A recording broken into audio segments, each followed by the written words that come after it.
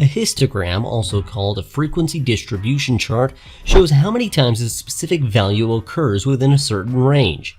It is super useful if you want to know how a variable is statistically distributed. Let's get started.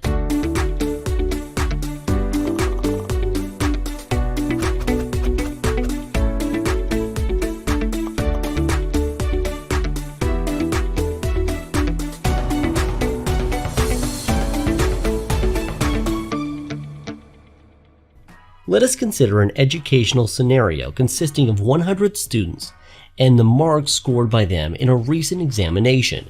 The first step would be to get all of the data and place it on the Excel sheet in a tabular format as shown here. Once all the predetermined data is present on the worksheet, the first step would be to find out the maximum and minimum values of all of the scores. So in cell E2, type max value. In cell F2, type equal max C3 to C102. Enter. Similarly, we'll find the minimum value of all of the scores from the min function from the same cells.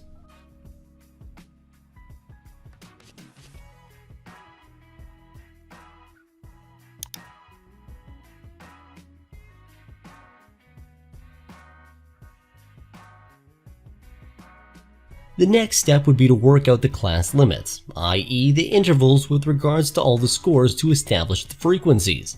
Class limits are calculated and used to facilitate an accurate distribution and arrangement of data in order to generate the frequency values.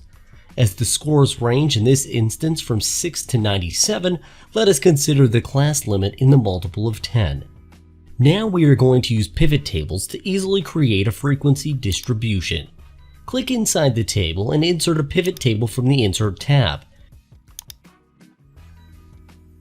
Check if the table range is correct. Also, place the pivot table to the existing worksheet, starting from cell E5.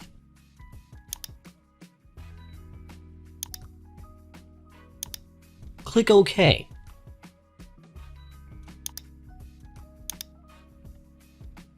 Next, drag the following fields to the different areas. Drag scores into the row area.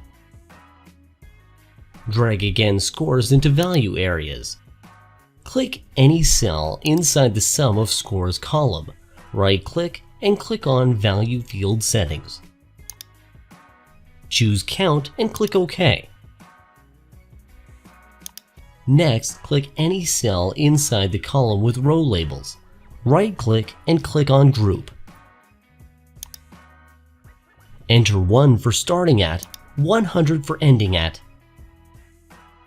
and 10 for by. Click OK. Our frequency distribution table is ready and the data has been stored in bins. Now, let us go ahead and format this table. Right-click on any of the cells of the pivot table, then Pivot Table Options.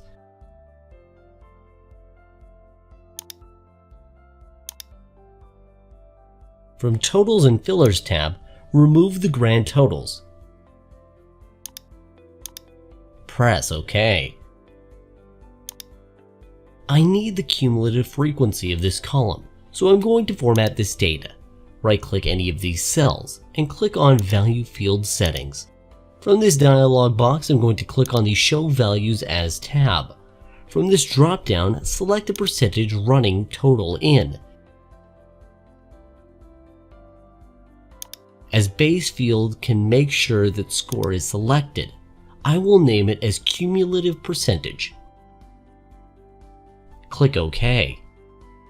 As you can see, my bins are created and at the same time, I have the cumulative frequency against each size. Let's format this table. Select the cells and from the Design tab, select this particular size. It's very crucial to prepare the data correctly in order to make the chart.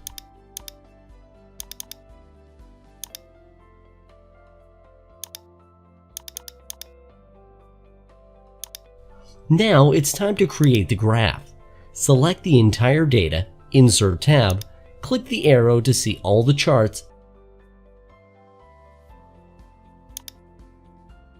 then select Area Chart. Click OK. Move it beside the table.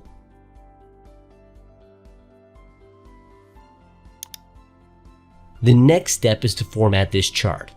The first step is to remove all these buttons, scores, and cumulative percentage. From Analyze tab, click on Field Buttons and hide all. Delete also the legend, the grip lines, and the chart title. At the same time, I don't need the vertical axis, so I'm going to select it and click Delete. The next step is to add the vertical drop lines, so select the chart and from Design tab, click the Add Chart Elements drop-down arrow. From the Line option, click on the drop lines.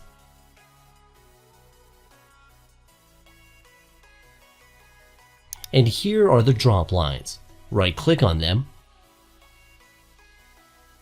then Format Drop Lines. From the Format Drop Lines pane, select the Fill and Lines option. I'm going to select the solid line and select the black color.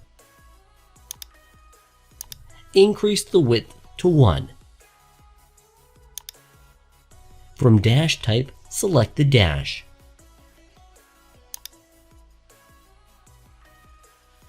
Now right-click on the chart and select Format Data Series. I'll select the light blue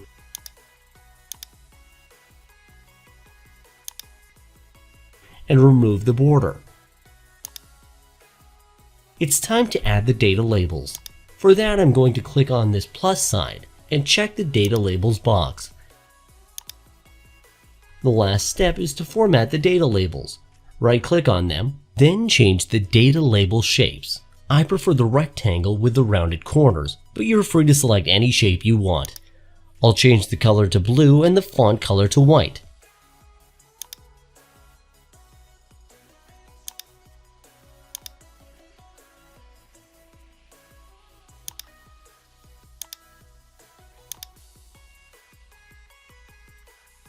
Make the font of the horizontal axis to bold.